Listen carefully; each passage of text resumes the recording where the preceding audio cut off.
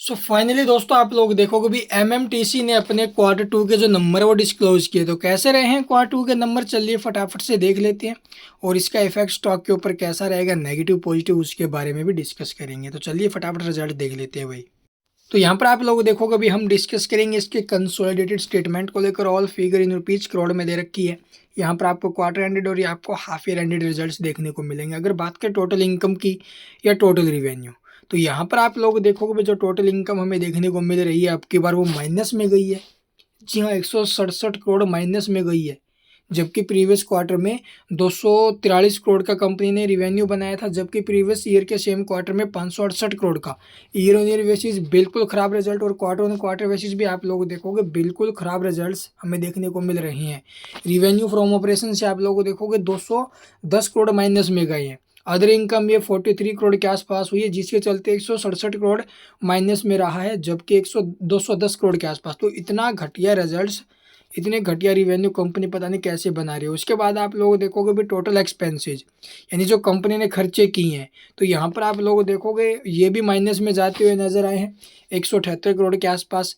जबकि previous quarter में तो कंपनी ने 279 करोड़ के आसपास के एक्सपेंस किए थे, वहीं प्रीवियस ईयर के सेम क्वार्टर में 592 करोड़ के। तो कंपनी ने अब की बार एक्सपेंस नहीं किए भाई, ये नेगेटिव ऑलरेडी है।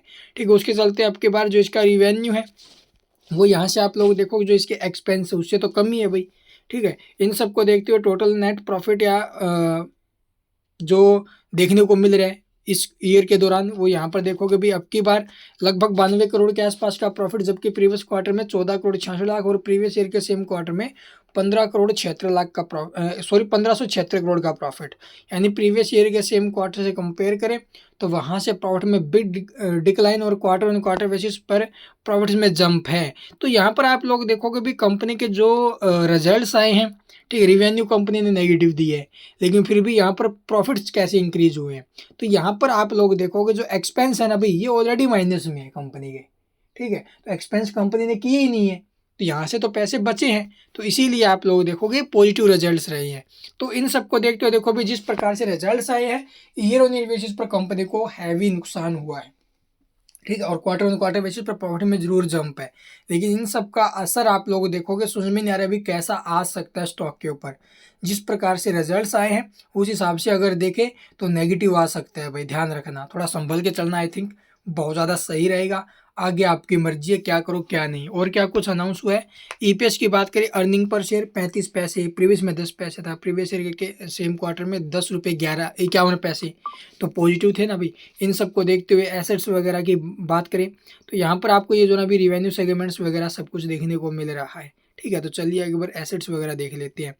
करंट एसेट्स की बात करें तो यहाँ पर आप लोग देखोगे जो टोटल एसेट्स हमें दिखाई दे रही है अब की बार वो क्या है, लगभग 3413 करोड़, जबकि प्रीवियस में क्या थी 3677 करोड़। तो प्रीवियस से इसके जो एसेट्स है वो टूटे हैं।